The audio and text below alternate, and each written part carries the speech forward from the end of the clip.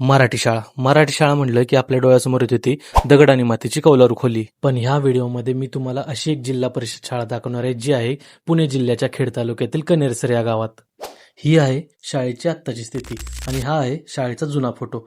असं म्हणतात की एकेकाळी ही शाळा बंद पडायला आली होती, पण शाळेमध्ये एंट्री होते वारे गुरुजींची. दत्तात्रय वारे गुरुजी ह्या शाळेचे मुख्याध्यापक, जे राष्ट्रीय पुरस्कार विजेते शिक्षक आहेत. त्यांनी आपला पॅटर्न वापरून ह्या शाळेचा कायापालट केला. पूर्वी 3 ते 4 विद्यार्थ्यांवरती चालणारी ही शाळा आता ह्या शाळेमध्ये ऍडमिशनसाठी वेटिंग लिस्ट लागते. डोंगर आणि ओसाड जागेमध्ये असलेली ही मराठी शाळा आज कोणत्याही प्रायव्हेट स्कूलपेक्षा कमी नाही. ही आहे ह्या शाळेची प्रॅक्टिकल लॅब, जिचं नाव आहे इंडस्ट्री 4.0, ज्यामध्ये ह्या मुलांना आत्तापासूनच रोबोटिक्स, 3D प्रिंटर्स पासून 3D ऑब्जेक्ट बनवणं, ड्रोन डेव्हलपमेंट, कोडिंग स्किल्स शिकून प्रॅक्टिकली स्ट्रॉंग बनवलं जातं. आणि हे सगळं शिकत असताना मुलांच्या सॉफ्ट स्किल आणि प्रेझेंटेशन स्किलवरती तेवढाच फोकस केला जातो.